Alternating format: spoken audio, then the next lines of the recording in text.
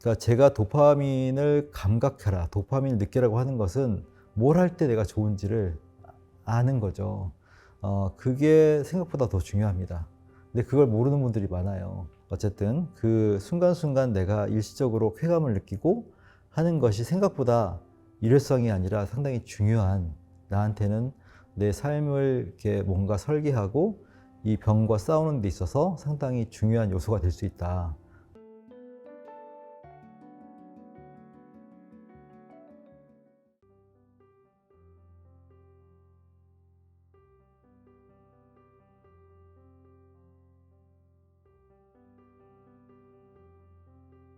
제가 지난번 영상에서 도파민 깨우기에 대한 말씀을 드렸거든요. 파킨슨보다는 도파민이 더 중요하고 파킨슨에 집착하기보다는 도파민에 집중하라, 이제 이런 말씀을 드렸는데, 그때는 좀 총론적인 얘기였고, 오늘은 조금 더 구체적으로 도파민 깨우기에 도움이 되는 그런 방법들이 어떤 게 있는지, 그런 세 가지 정도로 좀 분류를 지어서 설명을 드리려고 합니다.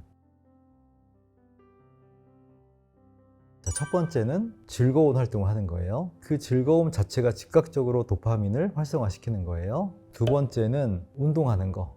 운동이라는 게 우리가 생각할 때는 그냥 이렇게 굳어진 몸을 좀 더 이렇게 내가 움직여서 풀고 다리 힘을 기르고 이렇게 생각을 하는데, 제가 늘 말씀드리지만은 이렇게 뇌를 활성화시키는 게 중요하다, 뇌 운동이 되어야 한다라고 했는데, 몸의 움직임에 의해서 뇌 쪽에 운동 회로가 활성화되는 거, 그것 자체가 물론 1차적인 의미가 있지만 도파민의 차원에서도 그 운동을 함으로써 도파민 자체가 또 증진이 되거든요. 몸의 움직임 자체가 도파민을 활성화시키는 그런 것이 분명히 있고요. 세 번째는 이제 지난번에 잠깐 그 영상에서 말씀드렸듯이 목표 관리, 어떤 목표를 세우고 나한테 내 현재 상태에 맞는 목표를 설정하고 그 목표를 향해 나아가는 과정에서 도파민이 또 분비가 됩니다. 생활에서의 도파민 증진 요법은 세 가지의 분류로 나눌 수가 있다, 이렇게 얘기할 수가 있습니다. 사실 도파민이라는 것은 좀 여러 가지 성격이 있는데요. 도파민에 중독되었다, 도파민 사회다, 도파민형 인간이다, 이런 표현을 많이 쓰지 않습니까? 그럴 때 도파민이라는 것은 약간 긍정적 이미지는 아니죠. 그렇게 될 때는 너무 도파민이 순간적으로 막 폭발하듯이 이게 분출이 되니까 그거에 대한 짜릿함 때문에 그거에 대한 의존, 중독이 생기는 거예요. 근데 그걸 조금만 순화시키면 결국 내가 즐거운 걸 하면은 도파민이 나온다는 얘기잖아요. 그러니까 적절한 톤으로 내가 일상적으로 꾸준하게 할 수 있는 것 중에서 아주 폭발적인 것은 너무 좀 과하니까 적정한 수준의 도파민이 나올 수 있는 걸 한다면 그 자체가 도파민 증진인데, 어쨌든 즐겁다라는 것 자체는 도파민이 나오는 겁니다. 도파민이 활성화되는 거예요. 그래서 이제 이런 운동이나 기타 이제 그 목표 관리에 의한 것들하고는 조금 방식이 다르긴 하지만 즉각적인 만족과 쾌감을 느끼는 건데, 그 자체가 이게 일종의 도파민이라는 건 이제 보상에 대한 거거든요. 도파민이라는 거는 내가 어떤 행위를 했을 때 그로 인해서 만족, 쾌감을 느끼면 그 과정에서 내가 의도하고 행동한 만큼 거기에 따른 대가를 얻은 거죠. 그 과정에서 도파민이 막 나와주는 거예요. 너 잘했어, 이거 앞으로 계속해, 이런 뜻이라는 거거든요. 그래서 그 순간 내가 쾌감을 얻으면 그런 보상이 채워지니까 도파민이 나와주는 거죠.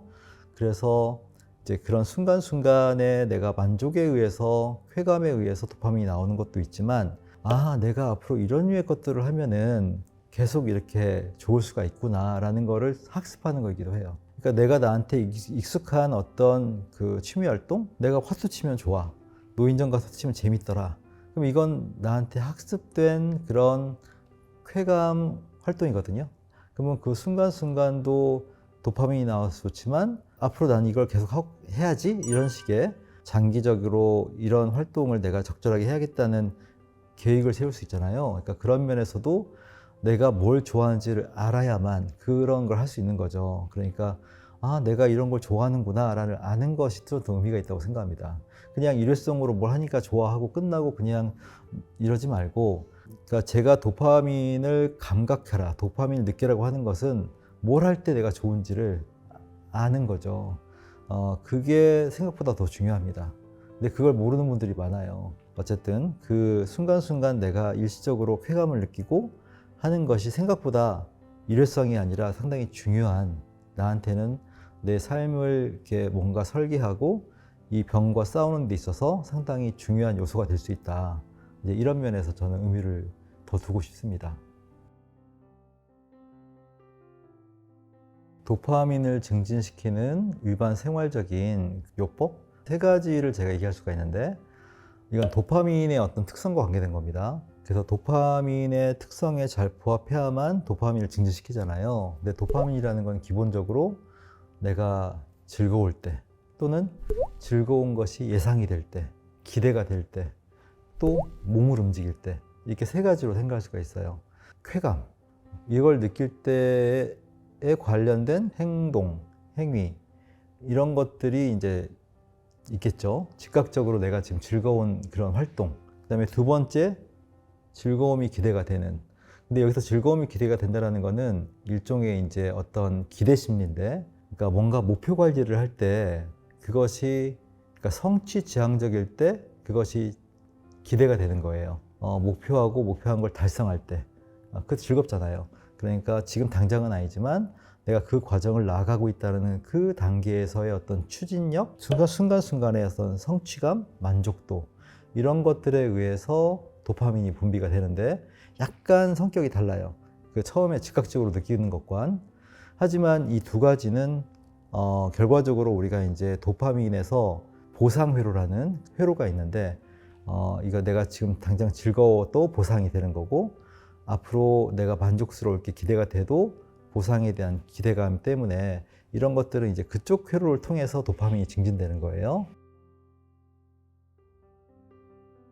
네, 마지막 세 번째는 이제 운동이에요. 이제 몸을 움직이는 건데, 이 몸을 움직이는 것도 도파민을 활성화시키는데, 첫 번째, 두 번째와 달리 운동 회로거든요. 그러니까 운동을 통해서 몸을 움직여서 그 운동 회로가 활발해지면서 도파민을 요구하고 그 도파민이 거기에 따라서 반응을 하는, 다르긴 하지만 사실은 파킨슨에서 사실 왜 운동을 첫 번째로 꼽냐면은 도파민이 떨어진다고 해서 다 파킨슨이 되는 건 아니거든요. 도파민이 떨어져도 그것이 운동회로 쪽에 영향을 줄 때, 예를 들어서 심한 우울증이나 ADHD 이런 것들도 도파민이 막 떨어지는 거예요. 근데 그거는 운동회로에는 영향을 안 줘요. 다른 쪽에 영향을 주는 거죠. 문제가 그쪽으로 비화되기 때문에 파킨슨이 아닌 다른 쪽이 되는 건데, 파킨슨은 도파민이 떨어지면서 그와 연결된 운동회로까지 문제가 되는 거예요. 이렇게 이 두 가지가 엮어질 때 이제 동작에 문제가 생기는 거고, 이게 파킨슨인 건데, 운동의 생활적인 그런 어떤 노력은 이걸 운동회로를 자극시키고 그걸 통해서 도파민을 자극시키기 때문에 어떻게 보면 좀 더 직접적이죠. 그렇기 때문에 운동이 가장 효과적이다, 이런 얘기를 할 수가 있는데, 그렇긴 하지만 이 첫 번째와 두 번째, 내가 그런 정서적인 즐거움, 쾌감, 그 다음에 어떤 목표 관리를 통해서 중간중간에 성취, 이럴 때의 도파민도 굉장히 중요합니다. 그래서 이 세 가지가 사실 다 채워지는 게 중요해요. 이 세 가지에 대해서 제가 이제 좀 더 구체적인 설명을 드릴 건데, 이 세 가지가 다 중요하다, 이렇게 얘기할 수가 있겠습니다. 아까 제가 앞서 설명드렸듯이 이렇게 목표를 설정하고 거기에 따라서 과정을 나아갈 때 이제 도파민이 더 활성화된다고 했는데요. 그거는 이제 기대심입니다. 내가 즉각적으로 느끼는 그런 즐거움과 쾌감에 의해서 분비되는 도파민과 단계적으로 어떤 목표를 설정하고 그 과정에서 내가 기대하는 이 도파민은, 우리가 도파민의 어떤 건강도, 또 긍정성을 따지자면 이 두 번째가 훨씬 커요. 네, 두 번째는 이제 제가 목표 관리에 의한 과정에서 분비되는 도파민을 말씀드렸는데, 첫 번째 제가 설명드린 순간에서의 즐거움과 쾌감에 의해서 분비되는 도파민도 이 뇌에서는 이제 일종의 보상회로라고 해서 기대하고 그걸 만족하고 이 과정에서 도파민이 탁 분비가 되는 건데, 그거하고 비슷한 메커니즘이긴 하지만 이거는 이 순간 즉각적으로 내가 만족해서 나오는 것이 아니라 내가 만족이 예상이 되는 거예요. 아, 내가 이 목표를 달성하면 참 좋겠다, 그런 기대심이 있고 그 기대심을 채워가는 과정에서 이 추진력 차원에서 도파민이 분비가 되거든요. 근데 도파민의 본질은 사실 내가 지금 너무 좋아서 막 너무 재밌어, 너무 즐거워 할 때의 도파민은 도파민의 본질은 아니에요. 도파민의 본질은 나를 이렇게 재밌는 쪽으로 끌고 가는 거예요. 흥미로움을 향해서 끌고 가는 추진력.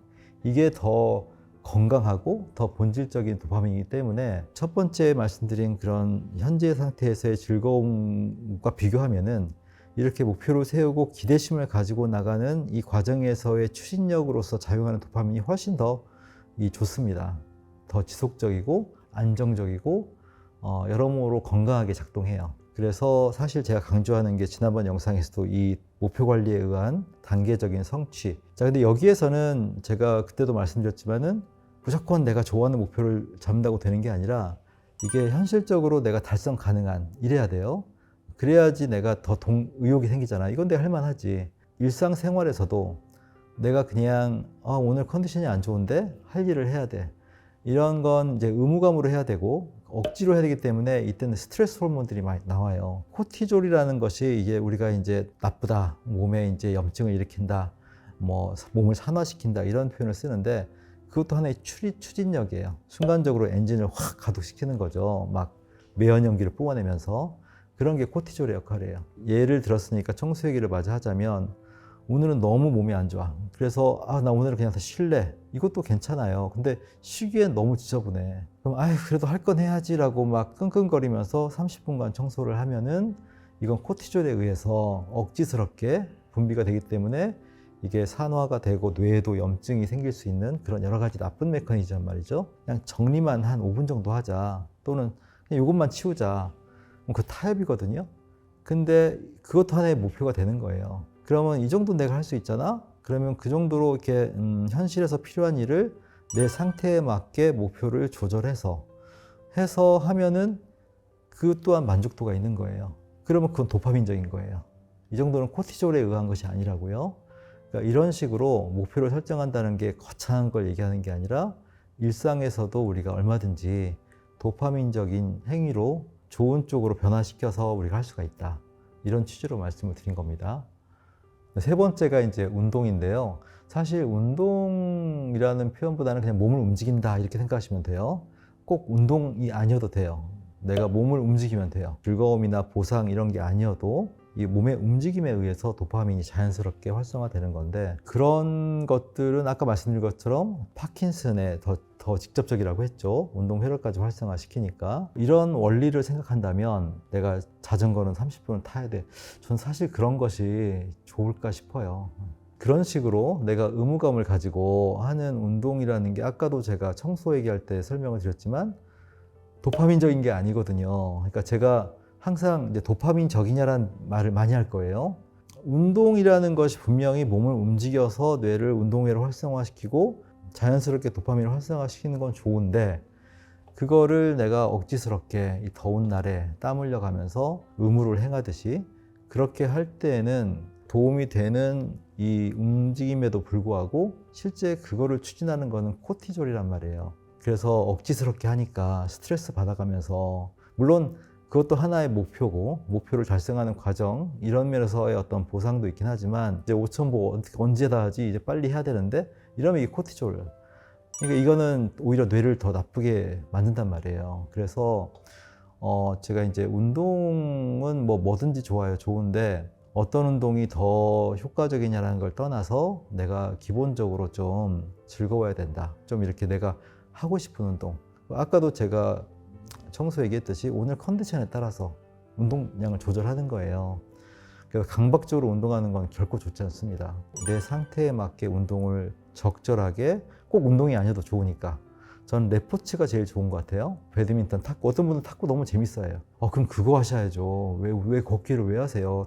탁구를 해도 내가 발을 움직이고 하는데 탁구할 때의 발의 동작이 훨씬 도파민적이에요. 그냥 기계적으로 걷는 것보다 이렇게 공을 쫓아가면서 막 다이나믹하게 움직이는 게 훨씬 도파민을 자극한다고요. 제가 이제 이런 도파민 깨우기를 할 때 그러면 지금 내가 하고 있는 운동이 얼마큼 도파민적이냐 이런 관점을 항상 가지실 필요가 있다. 이렇게 말씀을 드릴게요. 자, 그래서 지금 제가 이 세 가지 분류를 했는데요. 24시간이 다 이걸로 채워지면 좋겠죠. 내가 좋아하는 어떤 레포츠를 막 배치해가지고 3-4시간 하고 치고 싶은 화투도 막 치고 즐거운 거 뭐 먹고 싶은 거 먹고 그래가지고 24시간을 잘 그렇게 도파민적으로 이 세 가지를 잘 섞어서 채울 수만 있다면 제일 좋겠지만 이게 쉽지가 않겠죠. 저는 효율적인 게 중요한데 투자한 시간 대비 도파민 증진의 효율을 따진다면 이 세 가지 요소를 합친 세 가지 요소가 다 중첩된 그런 활동이면 제일 좋겠다. 일단 몸을 움직여야죠. 그 다음에 즐거워야죠. 그 다음에 내가 계속 목표를 향해서 진도가 나가야죠. 이 세 가지가 합쳐진 게 뭐가 있을까? 그건 사람마다 다를 거예요. 근데 예를 들어보자면 저는 첫 번째로 따지자면 저는 춤입니다. 춤. 댄스가 세 가지 요소를 다 가지고 있어요. 일단 몸을 움직이는데 이 댄스의 움직임이 제가 도파민적이냐라고 했대. 그냥 걷는 것보다 훨씬 도파민적이에요. 이 스텝을 밟는 거 이런 게 더 도파민을 자극합니다. 우리가 익숙한 동작은 별로 도파민에 자극이 안 되고 뭔가 나한테 익숙하지 않지만 뭔가 리듬을 따라서 할 때 특히 리드미컬한 것이 도파민적이에요. 특히나 다리를 쓰고 팔보다 다리를 쓰고 그러니까 굉장히 훌륭하죠. 그래서 그런 기본적으로 춤이 너무 좋다. 동작, 운동적인 면에서도 그 다음에 기본적으로 좀 즐겁지 않나요? 재밌잖아요. 예, 신나는 음악을 틀으면서 이 부분도 아주 좋고 세 번째가 이제 목표 관리인데 대부분 춤이라는 게 뭐 완전 내가 댄서 출신이 아닌 이상은 너무 익숙한 춤은 별로 없잖아요. 그래서 그 배우는 과정 배우다 보니까 좀 더 내가 익숙해졌어 라는 것도 좋지만 정말 도파민적인 그런 목표 관리가 되려면은 무슨 뭐 경연대회 뭐 이런 걸 이게 진짜 목표 관리예요. 그러면 약간 긴장감도 있고 더 의욕이 있단 말이에요. 그래서 춤, 댄스가 이 세 가지를 다 골고루 갖춘 게 아닌가. 근데 그거 외에도 그 저희 환자분의 사례 중에는 제가 정말 인상적이었던 것이 그 장구를 치는 분하고 드럼을 치는 분, 다 여자분이에요. 다 연령도 60대 이상이고 저희 치료 과정과 더불어서 아주 좋은 쪽으로 흘러갔는데 전신 운동은 아니지만 이 비트잖아요. 이게 도파민적이에요.